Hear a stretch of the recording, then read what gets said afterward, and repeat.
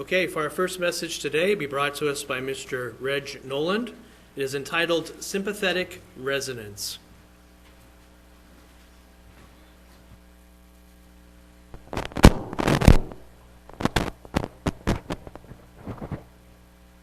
Bravo, Sean. You got it right. Okay.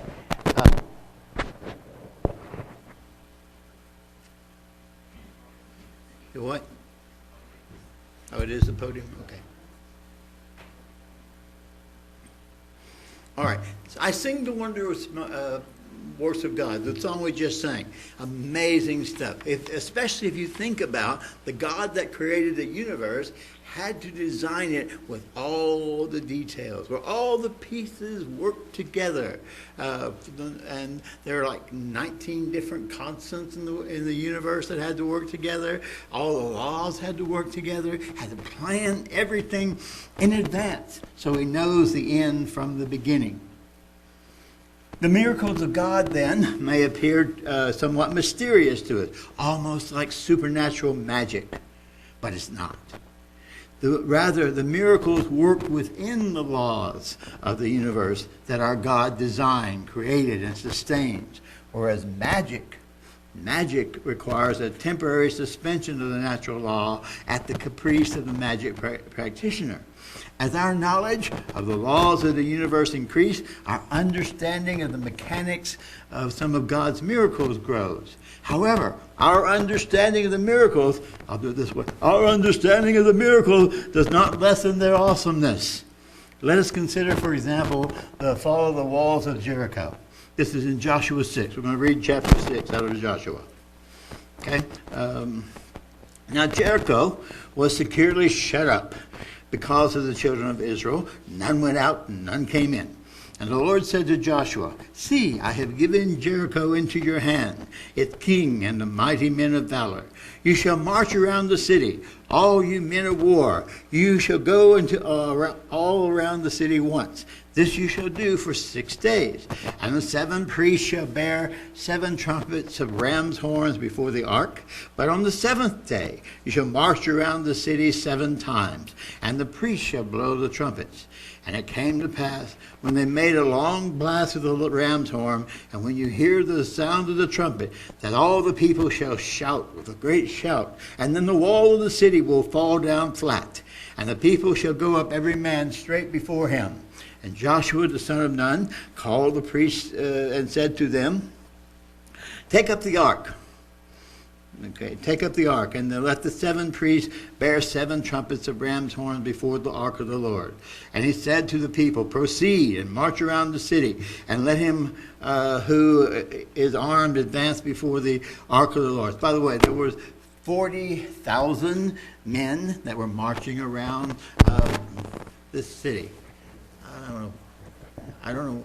I'll move this down a bit. Maybe that'll help. Okay. Proceed and march around the city, and let him who is armed advance before the ark of the Lord. So it was, when Joshua had spoken to the people, that the 7 priests bearing the 7 trumpets of ram's horns before the Lord advanced, and they blew the trumpets, and the ark of the covenant of the Lord followed them. The armed men went before the priests who blew the trumpets, and the rear guard came after the ark, while the priests continued blowing the trumpets. Now Joshua had commanded the people, saying, You shall not shout or make any noise of your voice, nor shall a word proceed out of your mouth until the day I say to you, Shout, and then you shall shout. And he said, and so he had the ark of the Lord circle the city, going around it once. And they came to the camp and lodged in the camp. And Joshua arose early in the morning, and the priests took up the ark of the Lord. 7 priests, bearing 7 trumpets of ram horns before the Lord, went on continually and blew the trumpets. And the armed men went before them. And the rear guard came after the ark, while the priests continued blowing the trumpets. And the 2nd day they marched around the city once and returned to camp. So they did for 6 days. But it came to pass on the 7th day that they rose early about the dawning of the day and marched around the city 7 times in the same manner. But on that day they marched around, on that day only, they marched around the city 7 times. And the seventh time it happened, when the priests blew the trumpets, and Joshua said for the people to shout, for the Lord has given you the city. Now the city shall be doomed by the Lord to destruction, and it and all who are in it. Only Rahab the harlot shall live, she and all who are in her house, because she hid the messengers that we sent. And you, by all means, abstain from the cursed things, lest you become accursed when you take them. When you take of the accursed things, and make the camp of Israel accursed, and trouble them. But all the silver and gold and vessels of bronze and irons are consecrated to the Lord. They shall come into the treasure of the Lord. So the people shouted when the priest blew the trumpet. And it happened when the priest heard the sound of the trumpet, and the people shouted with a great shout, that the walls fell down flat as a pancake. And the people went up to the city, every man straight before him, and they took the city. And they utterly destroyed all that was in the city, both man and woman, young and old, oxen, sheep, and donkey, and with the edge of the sword. But Joshua said to the two men who spied out the country, go into the harlot's house, and from there bring out the woman and all that she has, as you swore to her. And the young men who had been spies went in and brought out Rahab, her father, her mother, her brothers, and all that she had. So they brought out all the relatives and left them outside the camp of Israel. But they burned the city and all that was in it with fire. Only the silver and gold and the vessels of bronze and iron they put into the treasure of the house of the Lord. And Joshua spared Rahab the harlot, her father's household, and all that she had, she who dwells in Israel to this day, because she hid the messengers whom Joshua sent out to spy out Jericho. Then Joshua charged them at that time, saying, cursed be the man before the Lord who rises up and builds this city Jericho. He laid his foundation with his firstborn, and with his youngest he shall set up the gates. So the Lord was with Joshua, and fame spread throughout the country. As a matter of fact, his fame spread so broadly that in many cases he really didn't have to fight against the cities there. They willingly surrendered and said, okay, we don't fight. We don't want to fight at all. They made treaties with him, that's it. At first reading, though, the collapse of a great walled city such as Jericho may seem like magic, but it's not. Rather, it is an event within the bounds of physics and obedient to natural laws, but it's no less miraculous for that. This event involves a phenomenon called sympathetic resonance, specifically mechanical resonance, but we'll get into that later. So let me explain what sympathetic resonance is, since this was a foreign term to most people that I found out this morning. Okay, every substance has a natural resonant frequency of vibration. Did you know everything vibrates? Even the cells in your body vibrate. Okay? If an object vibrates at a resonant frequency of the composite material for a sustained period of time, then it may become unstable, perhaps unstable enough to explode. This is the same principle that allowed anyone to shatter a crystal glass just by singing the right note at the right volume for the right length of time. Brian, if you would, please show us the first video.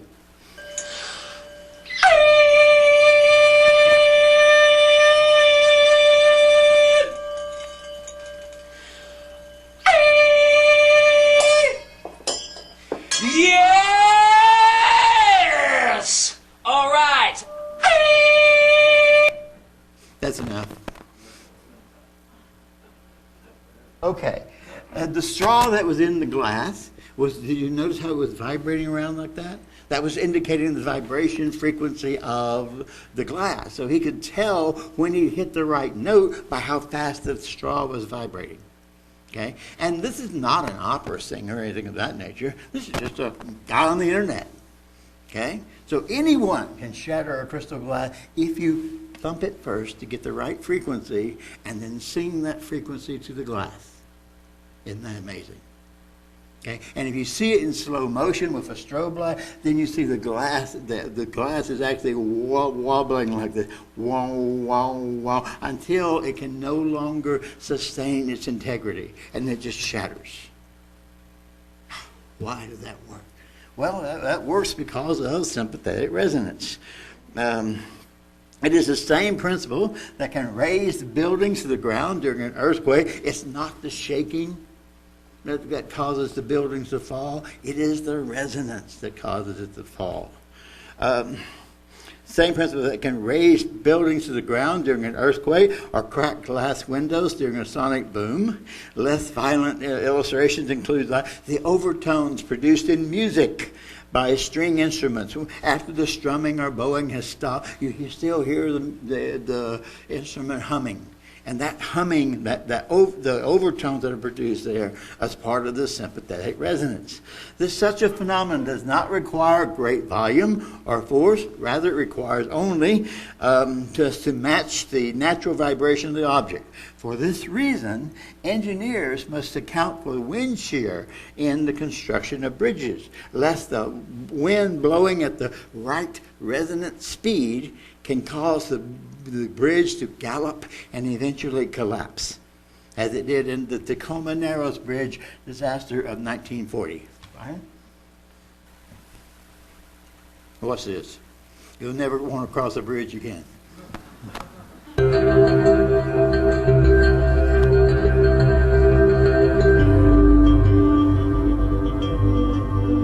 you like that bridge? That's just from wind shear.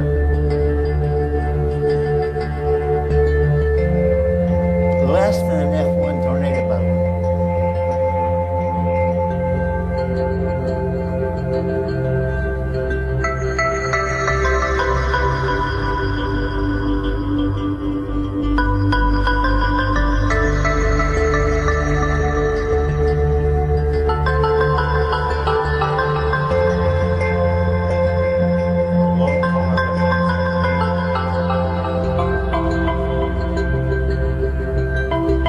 How'd you like to be driving on that?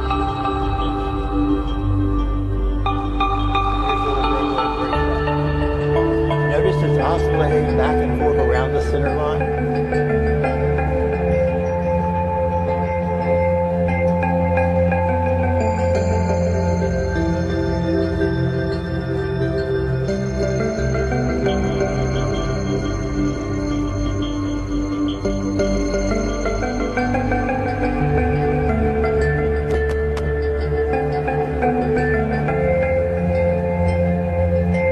I want to take it all the way to the end when you see the bridge lines.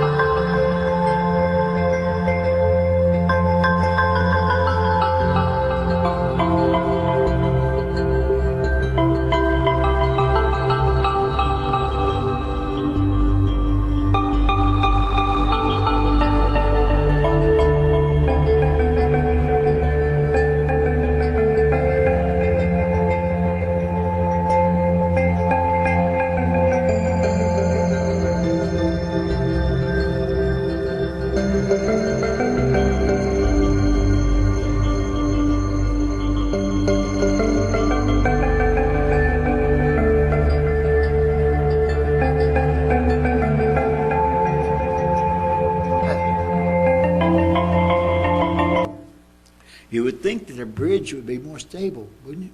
But you see how elastic that thing seemed to be? Flopping around. They called it galloping Gertie. That's the result. Please note that this was not the force of the wind that brought about the downfall of this bridge. The force was less than that of an F1 tornado. Rather, it was the speed of the wind that caused the disaster. The speed was just the right speed to match the resonant frequency of the bridge, of the materials in the bridge, causing it to vibrate with an amplitude sufficient to destroy the structure. For this same reason, the British Army instituted a policy that soldiers must break cadence or break stride when crossing a bridge, following the Broughton suspension bridge. Here's a quotation. On the 12th of April, 1831, the 60th Rifle Corps carried out an exercise on Kersal Moor under the command of Lieutenant Percy Slingsby Fitzgerald, the son of John Fitzgerald, member of the Parliament and brother of the poet Edward Fitzgerald. As a detachment of 74 men returned to the barracks in Salford by way of the bridge, the soldiers who were marching four abreast felt it begin to vibrate with their footsteps. Finding this vibration a pleasant sensation, some of them started to whistle a marching tune, and to humor it by the manner in which they stepped. So they marched in time with the whistling of the tune and things of this.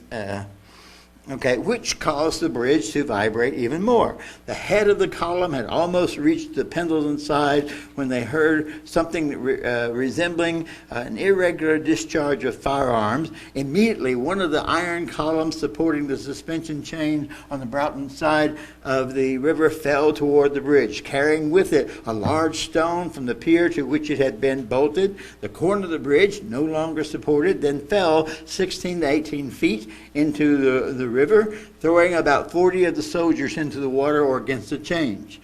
The river was low and the water was only about 2 feet deep at that point, and so none of the men were killed, but 20 were injured, including 6 who suffered injuries including broken arms and legs, severe bruising, and contusion to the head. So this happened just because the soldiers were walking four abreast and they're walking in step. Step, step, step. The French followed suit when the bridge at Angers, France collapsed on 16th of April, 1850, while a battalion of French soldiers was marching across it, killing 200 of them. For this reason, the Millennial Bridge across the Thames was closed after its wobbling start on the opening day at the turn of the millennium. A mere 2 persons walking abreast in stride is sufficient to make a suspension bridge oscillate severely. Footsteps bridge. One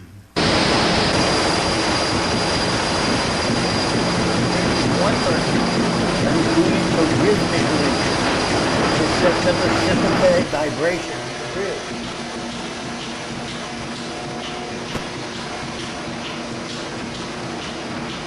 I think it's because it's raining, but it doesn't have to rain. Up and down. This is vertical.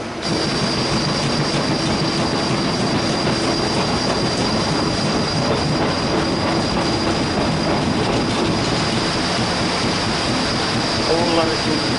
And you don't want to fall in there.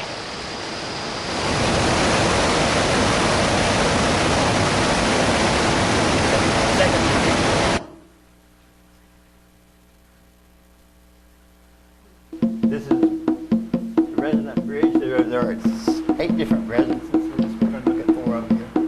Look, just 2 people walking abreast. And look how much the bridge is shaking just from walking across in step.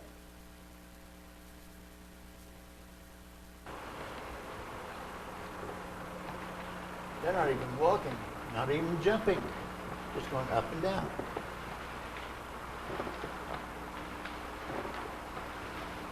Okay, that's sufficient. Okay, sympathetic resonance. It's a very powerful tool. Okay, even cats. You ever know that? Have you ever watched a cat walk? The cat is very rhythmic, very The cats pose threats to bridges and skywalks because their prance is so rhythmic, so regular, they could actually trigger a sympathetic resonance in the walkway. Cats are not allowed on the walkways and skyscrapers. Okay, back to the Battle of Jericho. Imagine, if you will, the Israelite army of at least 40,000 troops, that's from Joshua 4:13, rhythmically marching around the city of Jericho in cadence, once each day at the same time of day, each for 6 days. And in so doing, the Israelites were effectively tuning the wall to the resonant frequency of their cadence. The walls, made of mud brick on stone foundation, were about 10 to 25 feet wide and perhaps 30 feet high, according to the IVP BBC. Such marching would have induced a resonant frequency in the stones in the wall, particularly if the stones were made of granite and contained quartz crystals. So quartz crystals are specifically susceptible to sympathetic resonance. On the 7th day, the army circumnavigated the city 7 times in silence. That's important. No distracting, no inner noise, no interference. It was just that steady tramp, tramp, tramp, tramp, tramp, tramp, tramp, tramp, all the way around the city. 7 times. 40,000 troops. 7 times around the city. Can you imagine what kind of noise that made? Can you imagine what the vibration was? Okay. On the 7th day, the army circumvented the city 7 times in silence. So the only vibration was their steady, regular footfall. And with each circuit, the amplitude of the resonant frequency wave increased. So that by the end of the 7th trek around the city, there was a whole lot of shaking going on. The trumpet blasts and shouts that brought down the wall, brought the walls to the point of fatigue, and they collapsed from within. Does it lessen the miraculous nature of this event for us to know how it happened? Nah, not in the least. It's not at all. Now, it's still a miracle to establish that cadence, to tune the walls to the right frequency, and then to maintain that cadence to destroy the wall. For me, knowing how and why it happened removes it from the world of myth and places it firmly within the world of possibility, making it more believable, not less. Making it more believable. Now, you might say then, this explanation resonates with me. Okay. Is sympathetic resonance inherently destructive? Yes and no. If we channel the destructivity of sympathetic resonance to destroy something bad, then we have an overall net positive effect. Such is the case with modern medicine. Today, doctors are actually using sympathetic resonance as a treatment for cancer. They find the resonant frequency of the cancer cells and then subject them to sound waves of the same frequency. Now, the cancer cells and the normal cells don't have the same frequency. So only the cancer cells get affected. Isn't that interesting? Okay, cancer cells are then destroyed. They actually explode from within and are passed out through the blood with non-invasive techniques without damaging the other cells, which do not have the same resonant frequency. Similarly, doctors are using resonant frequencies and ellipsoid projectors shaped somewhat like an American football to shatter gallstones or kidney stones non-intrusively in what's called ultrasonic extracorporeal shockwave lithotripsy. Try saying that fast. The ellipsoid projector is really like half of a metal ellipsoid. An ellipsoid is basically an American football. So if you can imagine half of an American football looking like this, and that's the metal portion of the ellipsoid, and it has a generator, a shockwave generator at a focus point inside that ellipsoid. They have a bladder, a flexible bladder filled with fluids attached to this, and they push this right up against the patient's side, and then put the other focal point that you have used by either ultrasound or by x-ray, they manipulate the machine so that the other focal point is right at the kidney stone. Then you turn on the shockwave generator. Brian, show you some pictures of what these look like. You got two pictures here. This is the machine itself, and there's the patient laying on the machine. So you see, it's non-invasive. It's non-invasive. Okay, but because all the energy is generated from the shockwave, it bounces off the sides of the projector and becomes focused right on the kidney stone. It shatters the kidney stone into fine sand, and the only discomfort is that for the next 2 days you're peeing sand. But, otherwise that's it.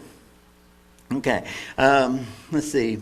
The ellipsoid projector is really half of a metal ellipsoid with a sound generator at one focal point. The metal part is attached to a bladder with a medium of the same density as human flesh, usually a saline solution, which is pressed against the patient's side so the kidney or gallstone is positioned at the second focal point. When the sound generator is activated, the sound wave bounces off the second focal point due to the mathematical properties of the ellipse. The kidney or gallstone is shattered into a fine sand, which passes out through the urine. The procedure requires no anesthesia, and by the way, anesthesia is the major cause of death during an operation. Okay, it requires no anesthesia. It requires no cutting on the patient at all. It's completely non-invasive, and the time of the treatment is 1 hour. How long are you in surgery? 3 or 4 hours at least. Okay, so 1 hour.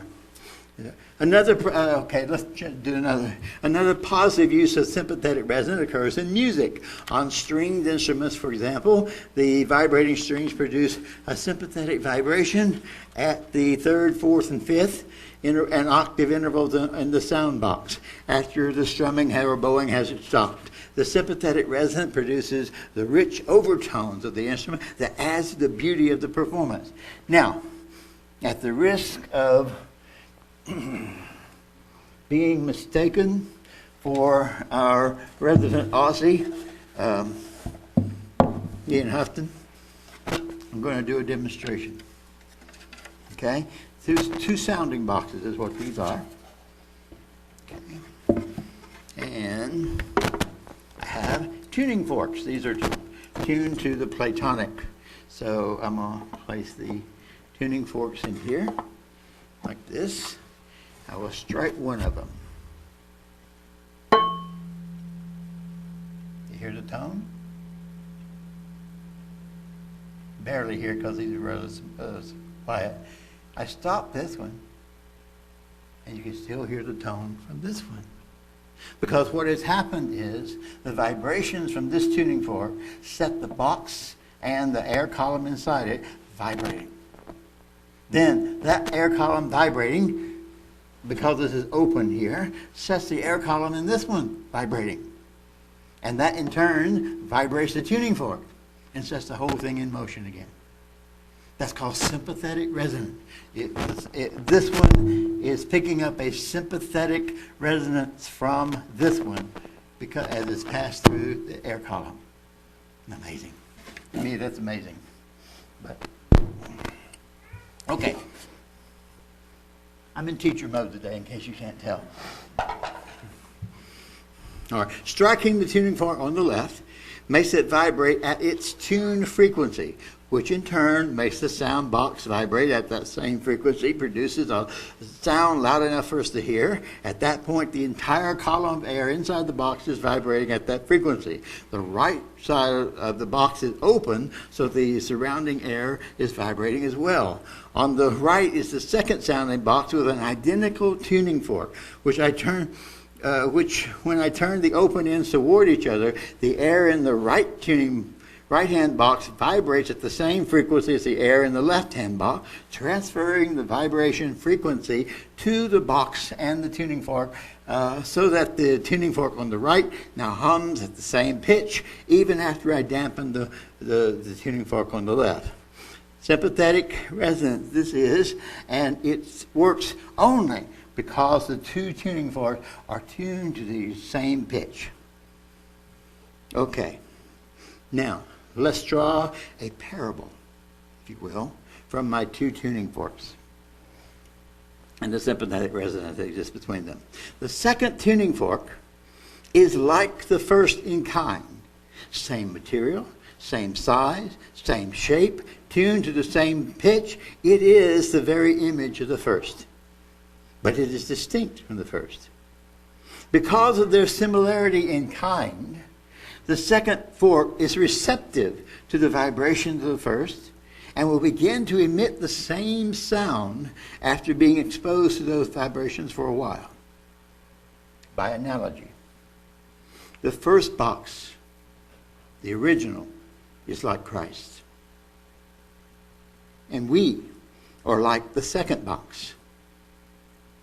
Genesis 1 affirms that the human beings were created in the image of God.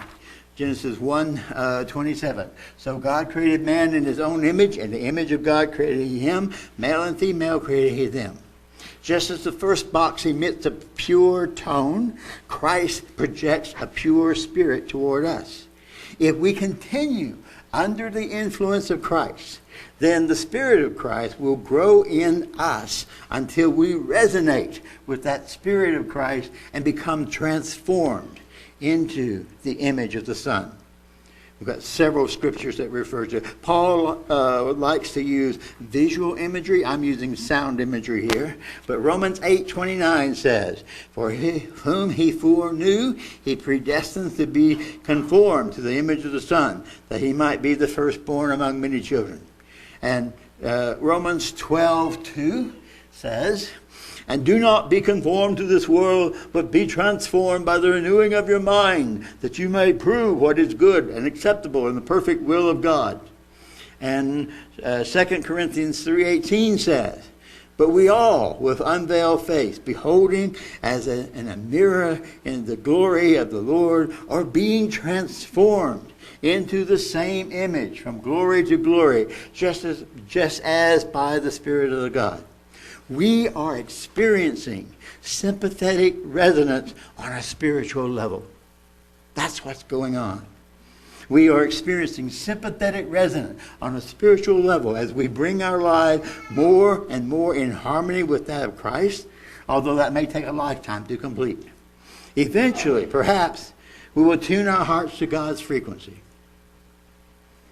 However, the Jesus frequency is not the only vibration in the world to which we are subjected. Rather, there are dissonant frequencies surrounding us that interfere with our developing a pure tone. These dissonant frequencies are controlled by the god of this world, by the prince of the power of the airwaves. 2 Corinthians 4:3 and 4 warn us of that.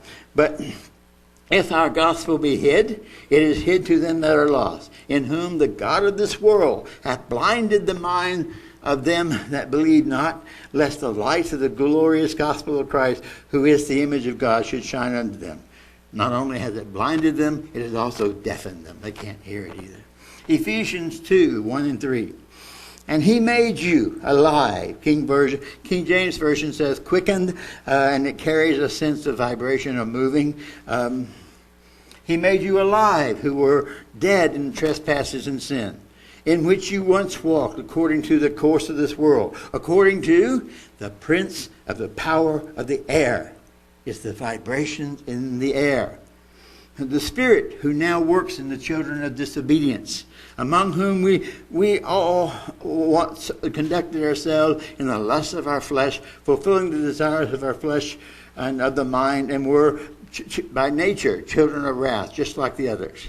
This noise, and that's what it is, this noise that permeates the airways and is generated by the prince of the power of the air, by the god of this world, is loud. It is very loud, and it deafens us often to the pure tonic. It takes the form of the ubiquitous works of the flesh. Galatians 5:19-21 identifies those. Now the works of the flesh are evident, which are adultery, fornication, uncleanness, lewdness, idolatry, sorcery, hatred, contention, jealousies, outbursts of wrath, selfish ambitions, dissensions, heresy, envy, murder, drunkenness, revelries, and the like, of which I tell you beforehand, just as I've told you in the past, that those who practice such things will not inherit the kingdom of heaven. The works of the flesh do not produce harmony, but produce discord, which may be either internal or external. External discord we know about. That's a fight, a squabble, an argument. Psychologists call internal discord cognitive dissonance. That's the term that are used. Cognitive dissonance, which happens when we try to hold two or more conflicting attitudes, values, ideas, or beliefs simultaneously. Cognitive dissonance causes us not to be at peace with ourselves, but in conflict. We become our own worst enemy. I'm running out. One of the most common forms of cognitive dissonance is believing a lie. We know the truth, but we try to maintain the lie and consequently create dissonance. A truthful man is at peace. A truthful man is at peace. Whereas habitual liars are often paranoid, constantly afraid that somebody's going to discover their lies. To help us guard against such dissonance, I would suggest a modern addition to the armor of God that's described in Ephesians 6. And that addition is a pair of noise-canceling headphones. Okay? But perhaps they were already installed on the helmet of salvation. Ephesians 6, 11 and 12. I'm only read 2 verses. Put on the whole armor of God, that ye may be able to stand against the wiles of the devil. For we wrestle not against flesh and blood, but against principalities, against powers, against ruler of darkness in this world, against spiritual wickedness in high places. If we regularly and willingly subject ourselves to such negative vibrations, then our lives will not be peaceful and harmonious, but will be chaotic and irritating. Further, that negativity may induce a sympathetic resonance attuned not to Christ, but to wicked things, so that we may begin to emanate negative vibrations of hatred and dishonesty, so that we become microtransmitters of a greater evil. In the Sermon on the Mount, Jesus likened it to a light of darkness. Now, normally we think of darkness as the absence of light. As the absence of light. But here, Jesus seems to paint the evil heart as a light of darkness. A light of darkness. What is that? A light of darkness. As if the darkness emanates from the source. Wow. It's like spreading darkness. Not the absence of light, but spreading darkness. Okay, Matthew 6, 22 and 23. The light of the body is the eye. Therefore, if your eye is sound, your whole body should be full of light. But if your eye is evil, your whole body shall be full of darkness. If therefore the light that is in you is darkness, how great is that darkness? Now I ask the question, what sympathetic resonance comes from you? To whom or to what are you attuned?